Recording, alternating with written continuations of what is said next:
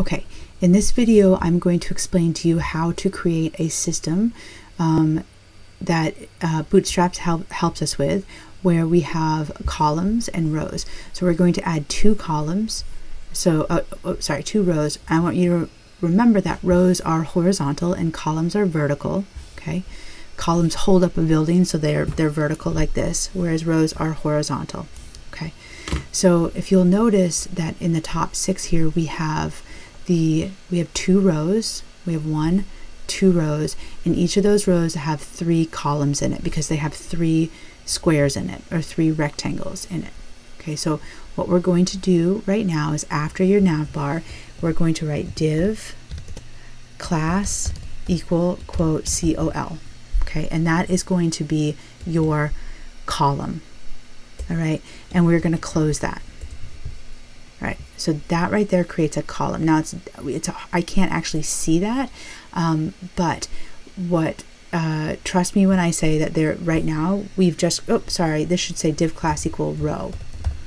Okay, I'm doing my rows first and then I do my columns inside, right? So basically I'm creating my rows like this, and then I'm going to make 3 columns inside in order to add the items, and then I'll make another row below it, and then 3 columns within that. It's always good to have a visual to remind myself. So I've said div class equal row. Okay, now inside that I'm going to go div class equal col for column. Okay, and then I'm going to end that. Okay, now let's write something in there so you can see here.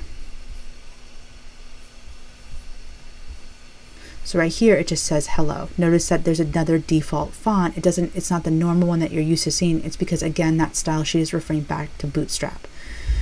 Okay, so I have right now essentially I have one cell, right? I have one of these cells. I need to make the other 2 within the same row.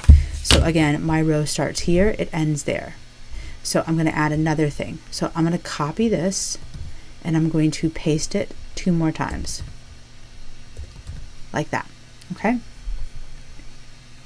now you'll notice again that those 3 things are sitting next to each other very nicely, right? So that is going to create your first row. Now what are we going to do? We're going to grab this and we are going to paste it below, and guess what? That gives you another row. So if I hit that again, it's going to show it like that. Okay, now in the next video I'm going to show you how to put things inside of that, because we don't want hello in that. What we actually want are these things called cards.